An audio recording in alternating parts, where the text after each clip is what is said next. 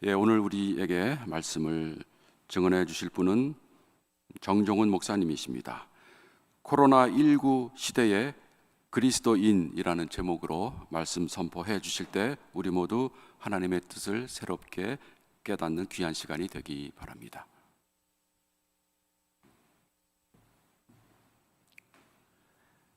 사랑하는 대학교의 교우 여러분, 그동안 안녕하셨습니까? 반갑습니다. 여러분들이 예배실에 한 분도 안 계시지만 여러분들 한 분 한 분 있어야 할 자리에 계신 그분들을 기억하면서 오늘 하나님의 말씀을 나누려고 합니다. 저는 우리 대학교의 교우들의 아낌없는 사랑과 지지로 지난 2월 29일 대학교의 담임 목사 3년의 임기를 잘 마감할 수 있었습니다. 이 자리를 빌려서 감사의 인사를 전합니다. 3년의 임기 동안 저는 월화수목 금으로 생활을 해야 했는데 지금은 토요일과 일요일이 있는 여유로운 주말을 누리며 즐겁게 생활하고 있습니다. 오늘 이 많은 설교의 공식적인 기회를 얻게 되어서 매우 기쁘고 감사합니다. 하나님의 크신 은총이 온라인 예배에 참석하신 대학교의 교우 여러분과 모든 분에게 가득 임하기를 축원합니다. 2020년 1월 19일 중국 국적을 지닌 코로나19 일본 확진 환자가 국내에서 발생한 이래로 우리나라에는 코로나19의 시대가 도래했습니다. 코로나19로 인해서 세계 전체가 고통을 당하고 있고 방역을 잘하고 있는 우리나라 역시 예외라 아니할 수 없습니다. 우리는 최근 확진자가 확산되면서 사회적 거리두기 2단계 격상과 함께 더욱 긴장하면서 생활하고 있습니다. 지금 코로나19는 수그러들 기세가 전혀 보이지 않고 있으며 확진자와 사망자의 수는 계속해서 증가하고 있습니다. 과연 코로나19의 끝이 있을까 할 정도로 상황은 우리에게 좋아 보이지를 않습니다. 과학자들에 의하면 코로나19는 인간의 탐욕으로 인한 무한 개발이 원인이라고 말합니다. 산업혁명 이래로 물질 문명이 급격히 성장하면서 세계 인류는 편리한 삶을 목표로 너무 많은 탄소를 배출하고 있습니다. 환경은 오염되고 숲은 사라지고 지구온도는 상승하고 빙하는 녹고 바닷물의 온도 역시 상승하고 일정했던 기후는 뒤죽박죽으로 변화하고 이와 동시에 동식물의 서식지는 점점 축소되고 있습니다. 그 결과 동식물에 서식하며 자기 생명성을 유지하던 바이러스는 이제는 인간을 서식초로 삼으면서 생겨난 것이 코로나19가 아닌가 이렇게 학자들은 진단하고 있습니다. 코로나19는 자연을 제대로 관리하지 못한 우리 인간의 산물이라고 말할 수 있습니다. 하나님께서 보시기에 좋았다고 선언하시면서 당신의 형상으로 지으신 인간에게 잘 관리하라고 맡기신 자연이 인간의 무책임한 개발로 인해서 자정 능력을 상실했기 때문입니다. 코로나19는 인간이 뿌린 대로 거둔 결과이니 한마디로 인간의 자업자득이라고 말할 수 있습니다. 혹자는 코로나19가 하나님의 심판이라고 말하는데 그러한 이해는 하나님을 왜곡하거나 오해하게 할 위험성이 있습니다. 하나님께서는 코로나19로 인해서 고통당하는 인류를 심판하며 즐기시는 그런 분이 아니라 고통당하는 인류와 함께 하시며 매우 안타까워하는 그런 분이시기 때문입니다. 지금 세계 도처에서는 신약 개발 연구소마다 코로나19의 백신과 치료제를 개발하기 위해서 불철주야로 노력하고 있습니다. 주식시장에서 바이오 관련 주식들이 상한가를 치는 이유이기도 합니다. 그런데 설사 어느 연구소가 코로나19의 백신과 치료제를 개발했다고 할지라도 우리 인류가 코로나19 이전의 상황으로 돌아가는 것은 쉽지가 않을 것 같습니다. 인간의 연구력 못지않게 코로나19의 적응력 역시 뛰어나서 새로운 형태의 바이러스로 변이할 것이 틀림없기 때문입니다. 핵심은 인류가 살아온 삶의 방식을 바꾸지 않으면 안 된다는 데 있습니다. 바로 그러한 점에서 우리는 코로나19로 인한 문명사적인 대전환의 시기에 있음을 인식하고 그에 상응해서 변화된 삶을 살아야 합니다. 코페르니쿠스의 과학적인 발견 이래로 지구를 중심으로 우주를 바라보던 총동설의 세계관이 사라지고 태양을 중심으로 지구가 공전한다는 지동설의 세계관으로 전환했습니다. 이제는 지구와 우주를 천동설로 이해할 수 없고 지동설로 이해해야만 합니다. 마찬가지로 우리는 코로나19로 인한 생태계의 변화를 전제하고 우리의 삶을 꾸려야 그나마 살아남을 수 있음을 인지해야 할 것입니다. 코로나19 시대는 우리 삶의 자리에 많은 변화를 이미 가져왔고 또 가져오고 있습니다. 재택근무 환경이 가능한 전문 직종의 일들과 택배 사업과 같은 물류 유통업의 일들이 활성화되고 있습니다. 면대면 접촉보다는 온라인을 통한 접촉이 상대적으로 활발해지고 있습니다. 정규교육의 과정은 축소되고 특히 대학 교육에 대한 선호도는 낮아질 것으로 예상되고 있습니다. 편리함을 우선적으로 추구하는 도시화보다 환경 친화적인 지방화가 새로운 대안으로 떠오르고 있습니다. 소비자가 아파트 베란다나 작은 텃밭에서 직접 생산하는 먹거리 산업 역시도 번성할 조짐이 있습니다. AI의 발전으로 인해 많은 직업이 소멸된다고 할지라도 코로나19 시대 의료진의 수고와 기여에 박수를 보내는 것처럼 의료직만은 더욱 요청될 것으로 보고 있습니다. 미래학을 연구하는 학자들뿐만 아니라 보통 사람들조차 코로나19 시대에 대해서 설왕설래하는 요즘 많은 것이 벌써 바뀌었고 앞으로도 많은 것이 바뀌게 될 것입니다. 그러므로 변화에 적절히 대처하는 것이 인간 생존의 비결이 될 것이라고 확신합니다. 그렇다면 코로나19 시대에 기독교와 우리 그리스도인은 어떻게 변해야 생존할 수 있을까요? 그동안 기독교는 건물로 대변되는 교회를 중심으로 해서 성장해 왔습니다. 그래서 기독교 신자들은 매 주일 예배를 드리는 보이는 교회 건물에 모이는 것을 당연시 했습니다. 열성 있는 신자들은 수요일 예배에, 더 열성 있는 신자들은 새벽 기도회에 매일 참석하기 위해서 보이는 교회 건물에 반드시 방문해야 했습니다. 그러다 보니 기독교 신자들은 대개가 신앙생활의 핵심적인 장소로서, 아니 신앙생활의 전체로서 교회를 생각하는 경향이 있었습니다. 그런데 지금 우리는 코로나19로 인해서 사회적 거리를 두면서 보이는 교회에 모이는 것이 쉽지 않게 되었습니다. 우리 대학교에는 최근에 부서별로 면대면 예배에 부분적으로 참석하다가 사회적 거리두기 2단계 격상으로 그것조차 여의치 않게 되었지만 코로나 이전의 전면적인 예배가 언제 재개될지는 그 누구도 예상할 수가 없습니다.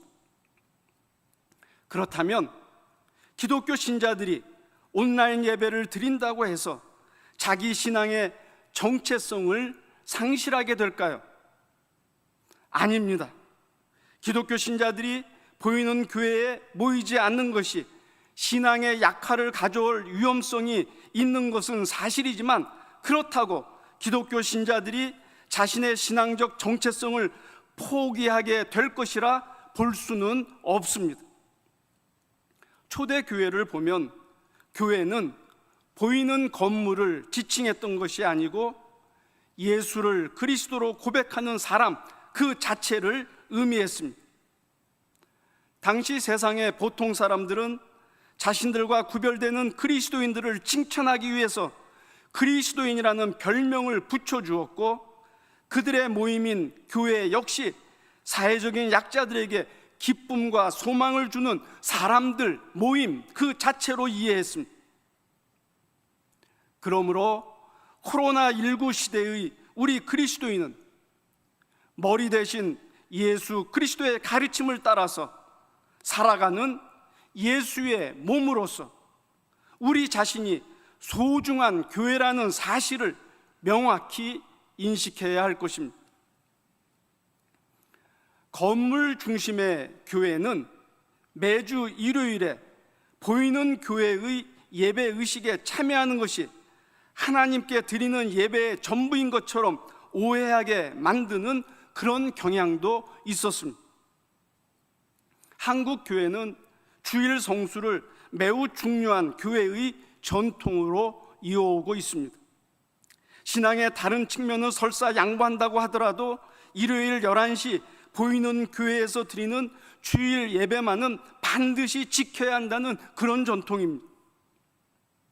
이 전통이 우리 한국 교회의 소중한 전통임에는 틀림이 없습니다. 주일 예배와 성도의 교제를 통해서 신앙적 삶의 에너지를 충전할 수 있기 때문입니다. 그러나 그보다 훨씬 더 중요한 것은 자기 삶의 구체적인 자리에서 하나님께 예배드리며 살아가는 것입니다. 어느 날 사마리아 여인이 예수를 만났습니다. 그녀는 자기 조상들은 그리심산에서 예배를 드렸고 유대인들은 예루살렘에서 예배를 드려야 한다고 말하는데 어느 것이 맞는지 예수께 질문했습니다. 그때 예수께서는 그리심산에서나 예루살렘에서 예배를 드려야 한다고 하지 않을 때가 올 것이라고 말씀하셨습니다. 그리고는 참되게 예배를 드리는 사람은 영과 진리로서 언제 어디서나 하나님께 예배를 드릴 수 있다고 분명히 말씀하셨습니다. 그러므로 코로나19 시대의 우리 그리스도인은 교회에서 드리는 주일 예배에 머물지 말아야 하고 삶의 구체적인 자리에서 우리 스스로가 산 제물이 되어서 드리는 참된 예배로 우리의 무게 중심을 바꾸어야 할 것입니다. 지금 한국 교회는 보이는 건물로서의 교회와 주일 예배 성수에 집착을 하다 보니 교회란 것이 교회 자체를 위한 존재로서 집단 이기주의에 빠진 집단인 것처럼 세상에서 오해를 받고 있습니다. 그렇지 않아도 사이비 이단 집단인 신천지의 신도 코로나19 31번 확진 환자가 생겼을 때 신천지는 자기 집단의 정체를 감추기 위해서 신도들의 명단과 예배 초소, 심지어는 확진 환자 신도의 동선까지도 은폐했습니다.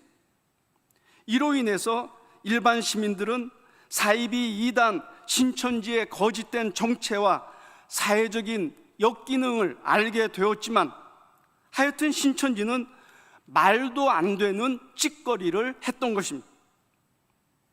그런데 코로나19의 방역을 책임지는 당국이 교회 역시 사회적 거리를 두고 현재 상황은 면대면 예배를 중지해야 한다고 규정했을 때 적지 않은 목회자들과 교회들이 방역 당국에 대해서 교회 탄압이라 비난하며 적대적인 모습을 드러냈습니다. 그러자 교회를 잘 알지 못하는 일반 시민들은 사이비 이단 집단과 정통 교회가 무엇이 다르냐며 불편한 마음을 드러내기 시작했습니다. 교회가 시민사회 전체의 생명과 안전을 생각하지 않고 자기들의 이기적인 관심사에만 몰두한다는 것이었습니다. 성경을 보면 교회는 교회 자신을 위한 존재가 아니고 오로지 세상을 위한 존재입니다. 보네포 목사의 용어대로 말하면 교회와 그리스도인은 타자를 위한 존재라고 말할 수 있습니다. 모세가 하나님을 만난 호렙산의 거룩한 자리에서 자기만을 위해 그 자리에 머물지 않고 파라오의 억압 가운데 울부짖는 이집트로 들어가 이스라엘 백성을 위해서 해방을 선언한 것은 타자를 위한 존재의 원형을 보여주는 것입니다. 그러므로 코로나19 시대에 우리 그리스도인은 교회와 그리스도인의 존재 의미가 어디까지나 세상 한가운데서 타자의 필요를 충족시켜주는 데 있음을 분명히 기억해야 할 것입니다. 코로나19를 경험하면서 우리는 나 혼자만 건강하면 된다는 생각이 얼마나 큰 오만인지를 알게 되었습니다.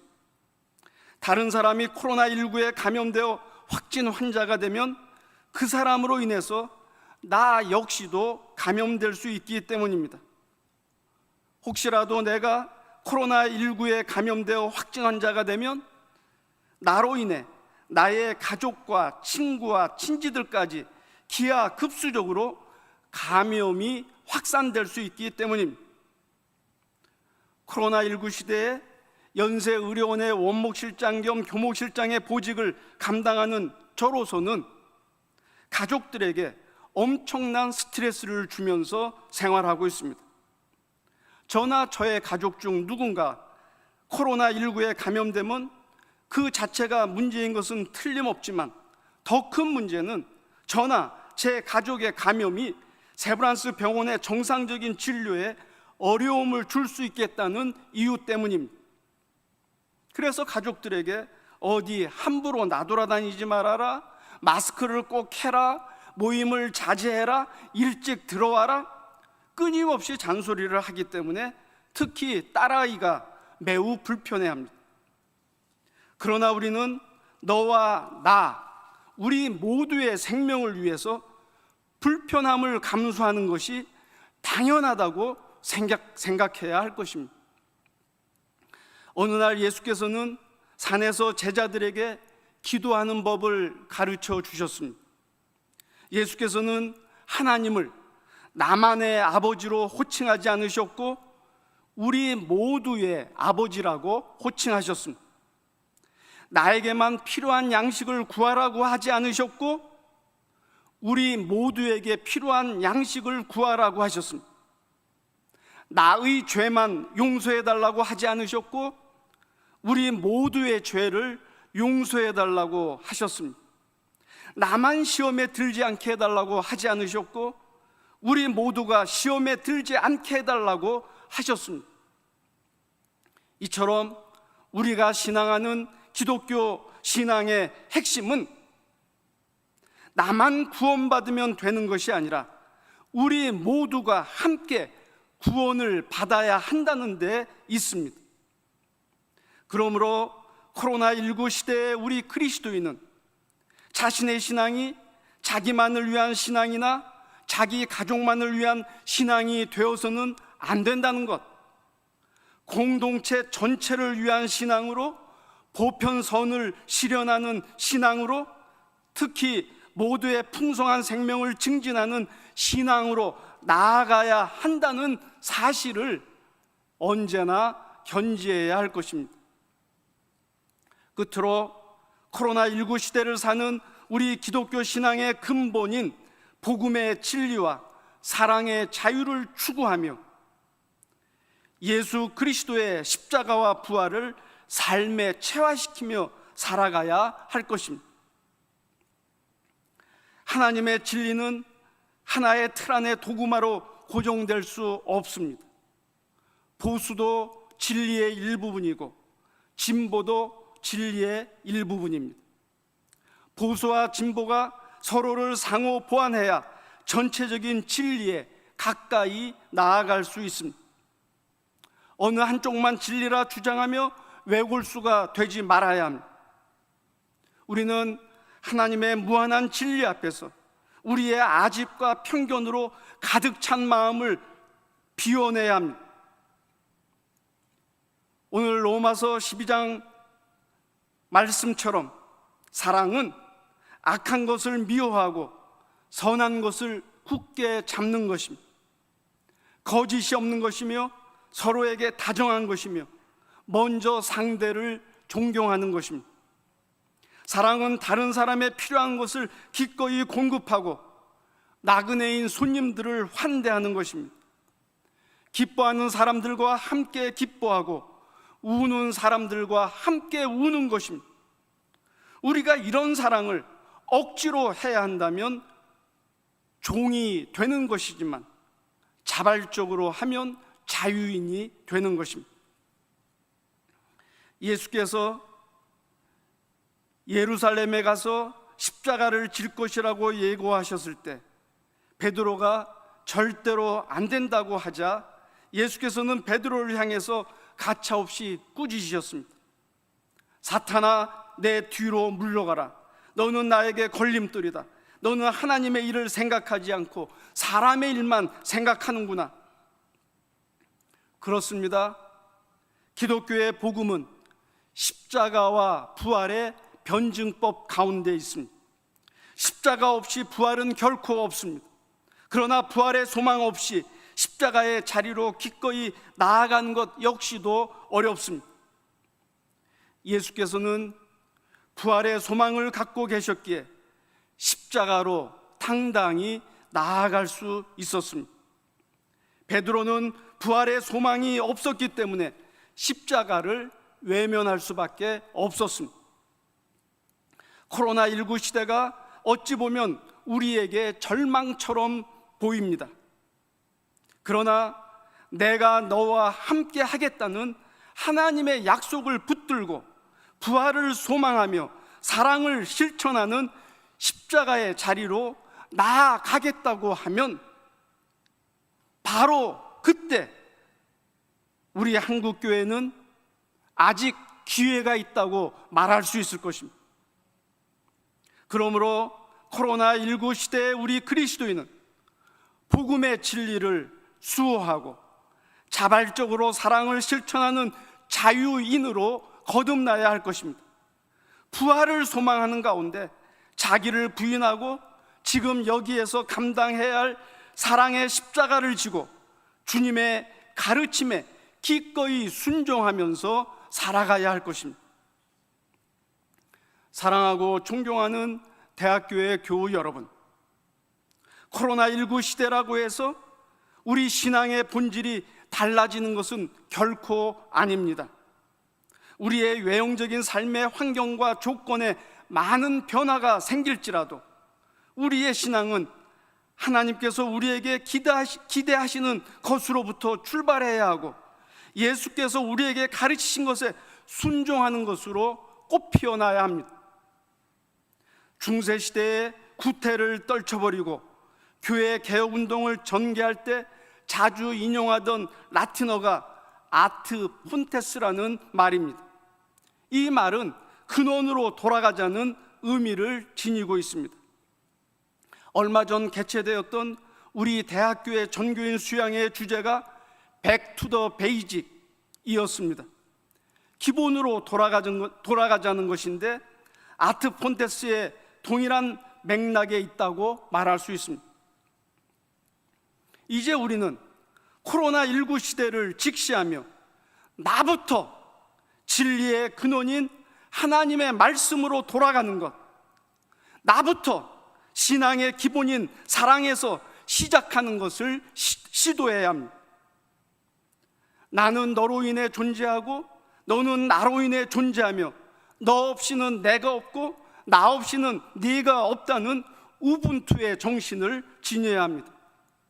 또한 너와 나는 하나의 온 생명을 구성하기 때문에 나의 생명이 온전하기 위해서라도 너의 생명이 온전해야 하고 너의 생명이 온전하기 위해서라도 나의 생명을 온전하게 관리해야 한다는 온 생명의 의식을 확산해야 합니다.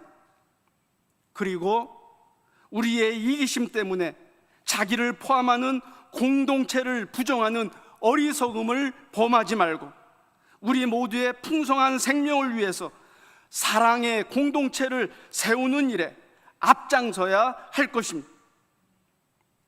이렇게 근원으로 돌아가는 일, 이렇게 기본으로 돌아가는 일을 누군가에게 기대하지 말고 내가 먼저 실천하겠다는 적극적인 결단을 해야 할 것입니다.